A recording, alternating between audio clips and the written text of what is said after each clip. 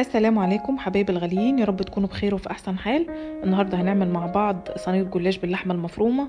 الجلاش بتاعنا طعمه مميز جدا. الجلاش طري وكمان مورق. التشريبه بتاعته خفيفه جدا وطعمها حلو قوي. الجلاش طالع معانا بالجمال والشكل الحلو ده. اهم حاجه زي ما احنا متعودين مع بعض، تابع الفيديو للاخر علشان تعرفي كل التفاصيل الخاصه بالوصفه وكمان التسويه المظبوطه علشان الجلاش يطلع معاكي بالجمال والشكل الحلو ده. زي ما بنقول في كل فيديو، اسرار التسويه والتفاصيل الخاصه بالوصفه. تابع معايا الفيديو للاخر ولايك للفيديو بتاع النهارده وكمان اشتراك في القناه. وتعالوا كده بينا نسمي الله ونبدا. معايا طاسه على النار نزلت فيها بمعلقه زيت واحده، ومعايا بصلتين مفرومين ناعم في الكبه. حابه تقطعيهم على ايدك تمام مفيش مشكله، حابه تشتغلي في الكبه تمام اللي يريحك اشتغلي فيه. الطاسه بتاعتي سخنه على النار، انا بحب اشتغل في الالومنيوم ودي حاجه ترجع لك انتي. حابه تشتغلي عندك تيفال اشتغلي فيها، سيراميك اللي يريحك اشتغلي فيه، لكن انا بحب طعم الاكل وهو في الحلل الالومنيوم بيدي لها طعم مميز جدا.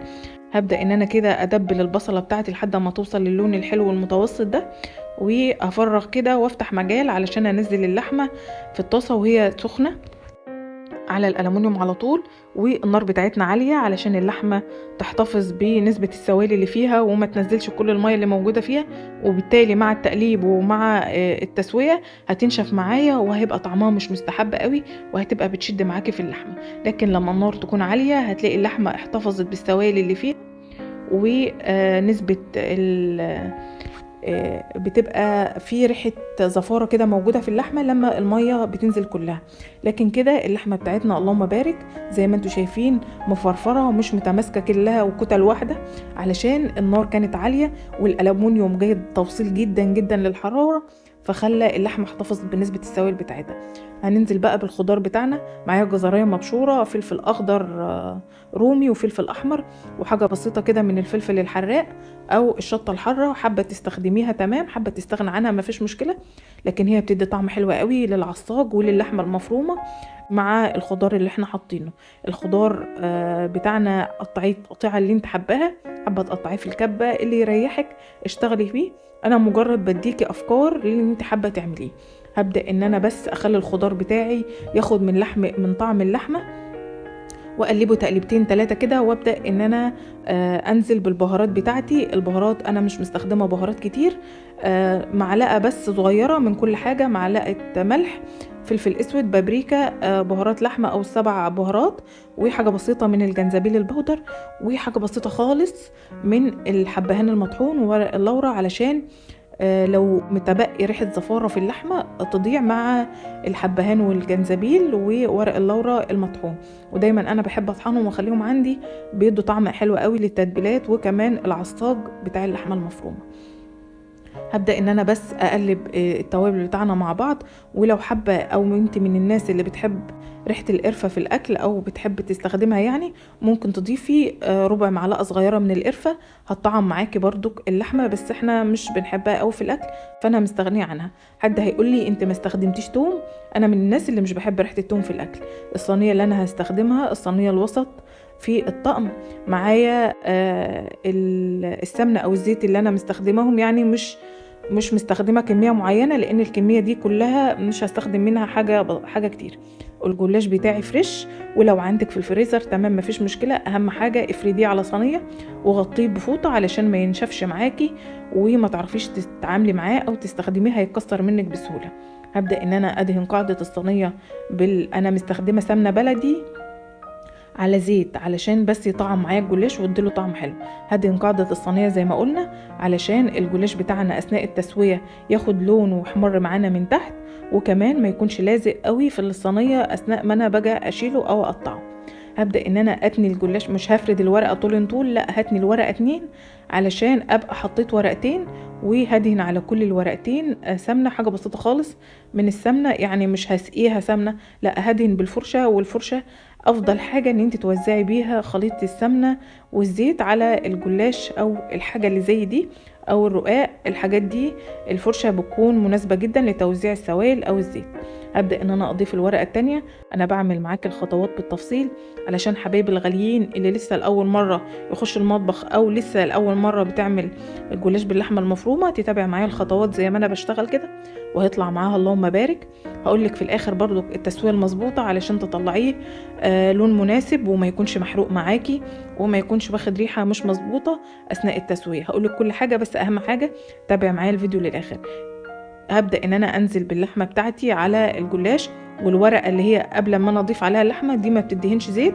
الجلاش بتاعي كان 20 ورقة، انا قسمته 10 تحت و10 فوق. هبدأ ان انا اوزع العصاج بتاعي على الجلاش. اهم حاجة ما تجيبيش الجلاش على الاطراف بتاع الصينية علشان اثناء التسوية ما يتحرقش معاكي ويدي ريحة مش مستحبة للصينية، وبالتالي هتزعلي قوي لما تشمي الريحة دي. اهم حاجة بس اتبعي ان انتي تعملي الوصفة بالتفصيل او زي ما انا بعملها علشان تطلع معاكي مظبوطة وتطلع معاكي بالقوام اللي انا بقولك عليه. بدأت ان انا افرد العصاج، هضغط بالمعلقة بتاعتي كده علشان لما اجي افرد او اقطع الجلاش بتاعي تلاقي الخرطة طالعة معاكي زي ما انت شفتيني كده في اول الفيديو، بتطلع معاكي بكل سهولة ومتماسكة وطلع شكلها اللهم بارك. ناس كتير قوي بتيجي تقطع الجلاش اللحمة بتلاقيها بتتهرهد وبتطلع من جميع الجوانب. اولا اللحمة بتكون فقدت كل السوائل اللي فيها اثناء التسوية، وبتبقى نسبة الدسم اللي انتي عاملة فيها الجلاش او دهنة بيه الجلاش بتبقى كتير جدا، والجلاش بتاعك ما بيبقاش مضغوط كويس قوي وبيبدأ ان هو يتقطع معاكي وما بيبقاش طالع بسهولة. اضغطي اللحمة علشان اثناء التقطيع تكون طالعة معاكي مظبوط. هبدأ ان انا افرد الطبقة التانية ال10 ورقات، ومع كل ورقتين هبدأ ادهن زبدة يعني علشان يبقى معاكي مورق، وكمان تكون زي ما قلنا نسبة الدسم اللي فيه قليلة ويكون مستحب في الاكل، ما يبقاش تقيل قوي على المعدة وانتي بتاكليه. هبدأ ان انا ادهن، واهم حاجة سيبي اخر ورقتين سلام مش هنتنيهم علشان يدوا معاكي شكل حلو وانتي بتقطعي الجلاش. هبدأ ان انا ادهن ما بين كل ورقتين مسحة زيت او مسحة سمنة اللي يريحك برضك اعمليه. وهبدأ ان انا اظبط الاطراف والجوانب علشان برضك تكون الصينية شكلها مهندم ويكون شكلها حلو زي ما انتوا شايفين كده. ببسط الامور عليكي علشان تكون الطريقة سهلة وبسيطة. لو وصلت معايا لحد هنا في الفيديو اهم حاجة لايك للفيديو بتاع النهاردة، وكمان اشتراك في القناة، وسيبي لي كومنت حلو منك تدعميني فيه او تقولي لي كلمة حلوة او تصلي على النبي عليه افضل الصلاة والسلام. هبدأ ان انا ادهن لسه اخر ورقة هضيفها، وبعدين هدهنها برضو بزبدة. كل الطبقات اللي في الاخر دي او اللي على وش الصينية لازم تدهنيها زبدة علشان هي دي اللي هتظبط معاكي شكل او القوام بتاع الجلاش. هبدأ ان انا ادهن الوش كده علشان هبدأ ان انا اقطع، ودي حاجة لازم تعمليها مهمة. في ناس او من حبايب الغاليين بيبقوا يعملوا صينية الجلاش وما يقطعوه او ما يدهنوش الوش زيت الا بعد ما يقطعوها، بتكون صعبة عليكي قوي في عملية التقطيع لان الجلاش بيبدأ الوش يتهرهد معاكي وعملية التقطيع بتبقى صعبة قوي. هقطعه زي ما انتوا شايفين كده. لما دهنت الوش سمنة اصبح الجلاش معايا بتقطع بكل سهولة، والورق او طبقات الجلاش متماسكة مع بعضها فتتقطع معايا بكل سهولة زي ما انتوا شايفين. هبدأ ان انا اظبط بس التقطيع علشان حجم القطعة بتاع الرقاق تبقى مظبوطة وتطلع معايا بالشكل اللي انتوا حابينه او القوام المظبوط زي ما انتوا شايفين كده. قطعت الصينية بالشكل ده، وقبل اي حاجة انا مشغلة الفرن بتاعي على اعلى درجة حرارة 200 رفع. انا عندي الفرن من تحت عليه صاجة وكمان صاجة وكمان الشبكة، فقاعدة الفرن انا بسيبها وبدخل الصينية عليها مش على الشبكة. خد معايا بالظبط 25 دقيقة وبقى زي الفل. اهم حاجة هسيبه 4 دقايق واعمل التشريبة اشربه وادخله الفرن تاني. التشريبة بتاعتي عبارة عن بيضة بدرجة حرارة الغرفة، هخلطها بس بحيث ان ما يبقاش في خيوط ظاهرة مني اثناء ما انا بنزلها في اللبن، وكمان تسهل عليا عملية مزج اللبن. هنزل على اللبن بتاعي. انا مستخدمه لبن قد ايه؟ مستخدمه كوبايه 200 جرام وكمان نص يعني كوبايه ونص 250 جرام، حاجة بسيطة خالص من الفلفل الاسود، وكمان حاجة بسيطة من الملح، وهنزل بمعلقة متوسطة خالص من البيكنج باودر عشان يديلي الهشاشة بتاعة الجلاش، يطلع معايا طعمه مظبوط. والمعلقة دي بتعادل حاجات كتير قوي، بتخلي الجلاش عامل زي الكيكة بالظبط، وهيطلع معاكي مظبوط اللهم بارك. اهم حاجة بس اتبعي زي ما انا قلتلك الخطوات بالتفصيل عشان يطلع معاكي بالجمال. بعد 4 دقايق بس الجلاش بتاعي اتشمع، هبدأ ان انا اشربه التشريبة بكل سهولة خالص. حد هيلاحظ معايا اثناء ما انا بشرب كده هيقول لي كمية اللبن مش كتير على الجلاش، هقولك لا، دي حاجة ترجع لك برضك، لكن احنا بنحب الجلاش يبقى بالشكل ده. انا بحب اشربه، ودي النسبة المعقولة لان الصينية بتاعتي كبيرة مش صغيرة. فزي ما انتوا شايفين شرب معايا بسهولة جدا الكمية اللي انا نزلتها الاول، وهنزل برضك الكمية التانية علشان القاعدة بتاع الجلاش لسه لحد الان ما وصلهاش التشريبة. هنزل كل اللي موجود معايا في الشفشق، واسيب الجلاش بس دقيقة، وبعدين ادخله الفرن نفس درجة الحرارة.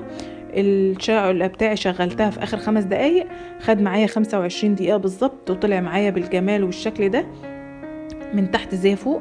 هبدأ بس اعيد على التقطيعة بتاعتي، لان لما بتشربيه اللبن التقطيعة بتبدأ تختفي.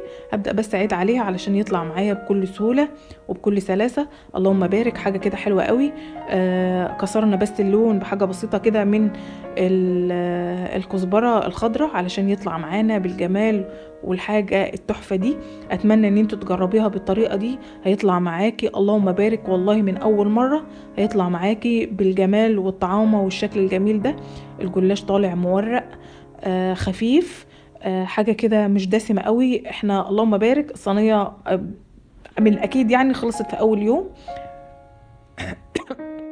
اسفة. وصفة حلوة قوي تعمليها على الغدا، هتسهل عليك اوقات كتير، وكمان بتبقى من الصواني المستحبة قوي في رمضان او على سفرة رمضان. اتمنى ان انت تجربي الفيديو على الطريقة بتاعتي بتاعت النهاردة، هيعجبك جدا وهيطلع معاكي مظبوط اللهم بارك، مش هتواجهي فيه مشاكل.